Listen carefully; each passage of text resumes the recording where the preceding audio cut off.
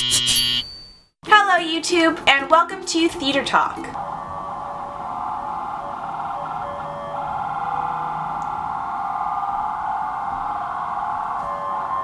One sec, New York's being really loud.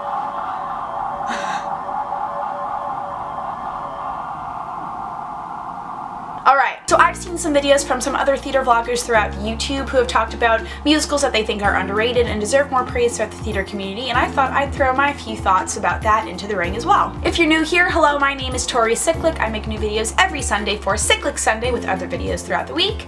If you like what you see, like this video down below and subscribe while you're down there as well. You can also follow me on Twitter and Instagram in the description at tss6295. Alright, let's get into the video. My first choice for underrated musicals is First Date.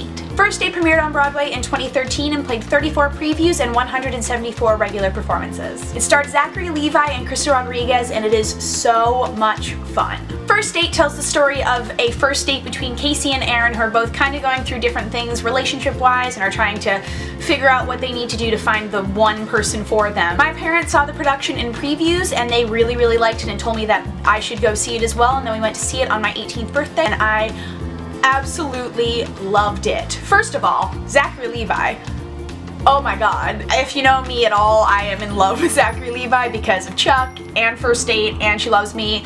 He's also so nice. I've met him twice and oh my god, I just have such a huge celebrity crush on him, and he looks fantastic in the show. I mean, just like, oh my god. But he also sounds amazing singing wise. I'd never really heard him sing before seeing it in First Date, so I was like very impressed. Krista Rodriguez also stars in the show and she is so good. I've been such a big fan of her since seeing her in Smash as well as videos from the Addams Family. So when I saw her in the show, I was like, hot damn, she can sing her face off. My favorite thing about First Date is that you feel like you're on a first date. It runs an hour and a half with no intermission, so you don't have to deal with all this different stuff that can take you out of the world of a show. You really feel like you're there with the characters. It's also so hilarious, such good music. It really imbued that pop sensibility into the world of musical theater that I feel like was missing a little bit. First Date quickly became one of my 3 favorite musicals, and I would listen to the soundtrack on repeat over and over again, and I still do sometimes because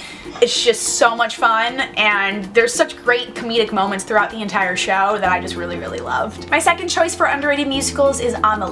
Amelie opened in 2017 on Broadway and played 27 previews and 56 actual performances. When I heard that Amelie was becoming a musical, I was so excited about it because Amelie is strangely one of my favorite movies. I always forget about it and then remember that I really like this movie. The main reason why I like this movie so much is because I've seen it so many times. In my high school French classes, we would watch Amelie a lot. Specifically in my senior year of high school, there was a section of our curriculum that somehow ended up being about learning filming techniques in French, and then we would talk about it all related to Amelie. I got to see Amelie in its first 2-ish weeks of previews and I absolutely loved it. I thought Amelie was a very visually gorgeous show because it really fit into the world that the movie created in 2001 and brought it to the world of musical theater. I also loved the music of it too. It sounded totally different from everything that was in musical theater in 2017 and from a lot of musical theater that's been going on contemporarily. I thought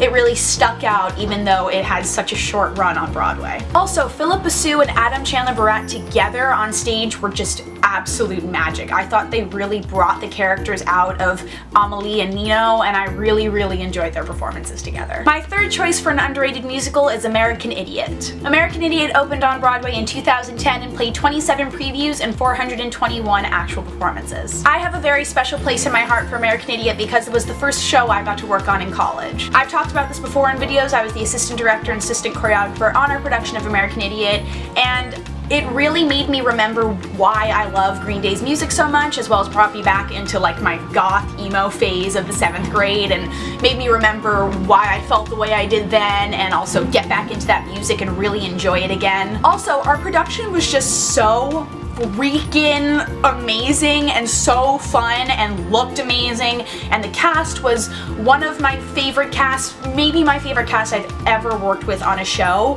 because everybody just had so much love and appreciation for Green Day's music. I never actually got to see American Idiot on Broadway, which I really regret, because I know I would have loved the production on Broadway, but getting to do the show itself and really dive into the characters and understand the story a lot more and understand the politics behind it and everything that Green Day's message was about it, it was so much fun to sink my teeth into that show. Also, while I was working on the show, I watched the documentary that was made about the creation of the Broadway production, Broadway Idiot, multiple times, because I just loved learning so much more about how the album came to be in the early 2000s and then how it developed into the musical, and then when Billy Joe Armstrong went into the show. The music is a really good compilation of a lot of Green Day's music. It's not just everything from the American Idiot album. There's also 21 Guns is on there, and there's new stuff. There's also really old songs that I'd never heard of before until seeing and listening to the show. I think American Idiot is one of those gems of musical theater that people kind of forget about because they think of it just as a rock show.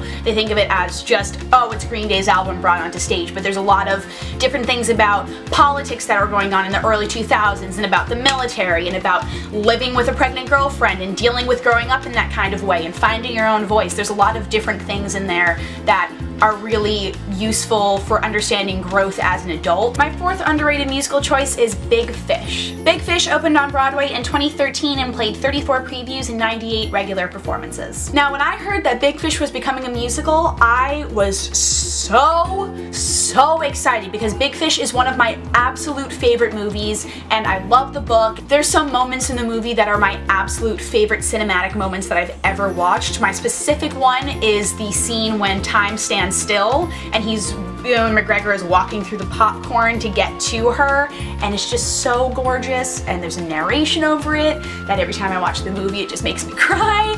I got to see it on Broadway. I think when it was in previews I sat in the last row of the theater and bawled my eyes out. I got to see Norbert Leo Butz in it and Kate Baldwin, and the entire cast was just fantastic. It's so visually gorgeous, especially in the song Daffodils. Oh my god, break my heart! There were definitely some elements of the movie that were very hard to transfer over to stage, and I think that the musical did a pretty good job with it. There's a lot of things that I wish could have been done more from the movie to the musical, but I understood that it physically couldn't happen on stage. And my last choice for underrated musicals is The Producers. The Producers opened on Broadway in 2001 and ran for over 2,000 performances. Out of my choices of underrated musicals, this one is the most popular. The Producers also won 12 Tony Awards. It's definitely a show that is well known in musical theater, but I feel like people just kind of forget about it and glaze over it. Now, The Producers is something that I honestly forgot was a show until I did it this past summer, and I watched the movie of it and then remembered I'd seen it when I was in high school and forgot how much I enjoyed it. There's definitely a lot of things within the show that I feel like people want to veer away from politically, because it talks a lot about Nazis and Germany and Judaism and cultural things in that regard that I feel like people are kind of scared to go back to.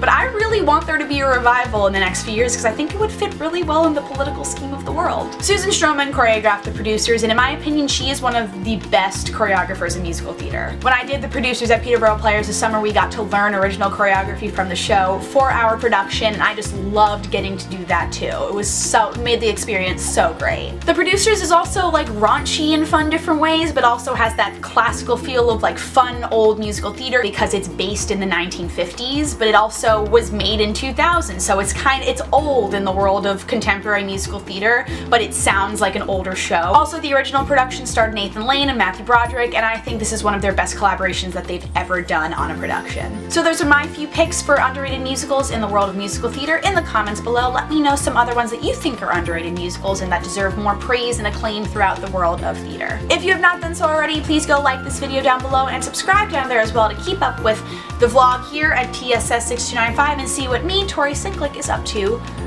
throughout the rest of my life. Thank you so much for watching. You can watch my latest video over there and subscribe over there as well. You can follow me in the description at tss6295 on Twitter and Instagram, DFTBA, and I will see you guys next time. Bye!